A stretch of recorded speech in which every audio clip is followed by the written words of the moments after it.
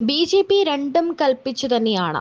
Social democratic party of India അതായത് SDPIയെ ഏത് വിധേനയും ബി.ജെ.പി പൂട്ടിയിരിക്കും. SDPIക്ക് പൂട്ട് വീണിരിക്കും.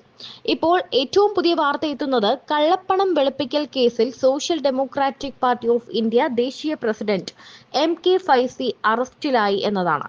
നിരോധിത സംഘടനയായ പോപ്പുലർ ഫ്രണ്ട് ഓഫ് ഇന്ത്യയുമായി ബന്ധപ്പെട്ട കള്ളപ്പണം വെളുപ്പിക്കൽ കേസുമായി ബന്ധപ്പെട്ടാണ് ഫൈസിയെ തിങ്കളാഴ്ച രാത്രി എൻഫോഴ്സ്മെന്റ് ഡയറക്ടറേറ്റ് ED അറസ്റ്റ് ചെയ്തത്.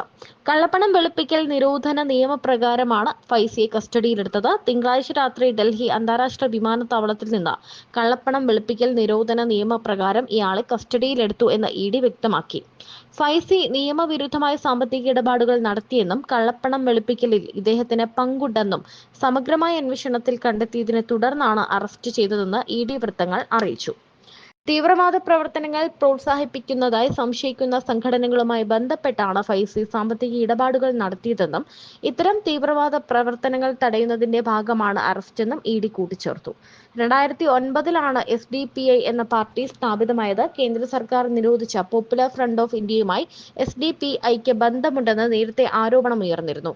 എന്നാൽ തങ്ങൾ സ്വതന്ത്ര സംഘടനയാണെന്നും PFIയുമായി ബന്ധമില്ല എന്നുമാണ് SDPI വ്യക്തമാക്കിയത്. വിദേശ ഫണ്ടിംഗ്, കള്ളപ്പണം വെളുപ്പിക്കൽ, തീവ്രവാദ പ്രവർത്തനങ്ങൾ ഉൾപ്പെടെയുള്ള കേസുകളിൽ രാജ്യത്തുടനീളം EDയും NIAയും റെയ്ഡ് നടത്തിയിരുന്നു.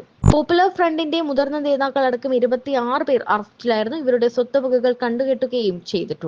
2007 PFI രൂപീകരിക്കുന്നത്. ദക്ഷിണേന്ത്യയിലെ 3 മുസ്ലിം സംഘടനകൾ കൂട്ടിച്ചേർന്നായിരുന്നു ദേശീയ തലത്തിൽ PFI എന്ന സംഘടനയുടെ രൂപീകരണം.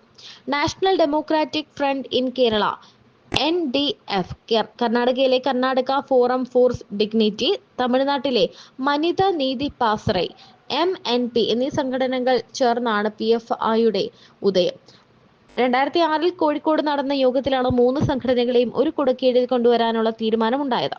2007 ഫെബ്രുവരി 16 ബംഗളൂരുവിൽ നടന്ന എംപവർ ഇന്ത്യ കോൺഫറൻസ് എന്ന് പേരിട്ട റാലിയിൽ പോപ്പുലർ ഫ്രണ്ട് ഓഫ് ഇന്ത്യ എന്ന സംഘടന ഔദ്യോഗികമായി പ്രഖ്യാപിക്കപ്പെട്ടു. സ്റ്റുഡൻസ് ഇസ്ലാമിക് മൂവ്മെന്റ് അതായത് സിമിയുടെ നിരോധനത്തിന് ശേഷമാണ് PFI രൂപീകരിക്കപ്പെട്ടത്.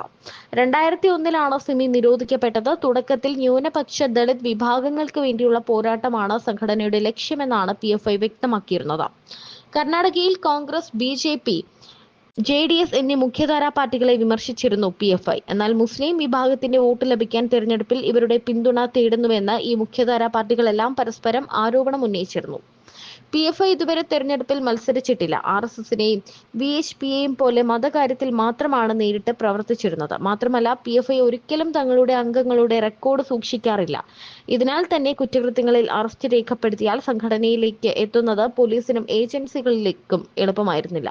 2009 PFIയിൽ നിന്ന് SDPI എന്ന സംഘടന പുറത്തുവന്നു. രാഷ്ട്രീയ പ്രശ്നങ്ങളിൽ ഇടപെട്ടും തെരഞ്ഞെടുപ്പിൽ സാന്നിധ്യമായും പിന്നീട് മാറി.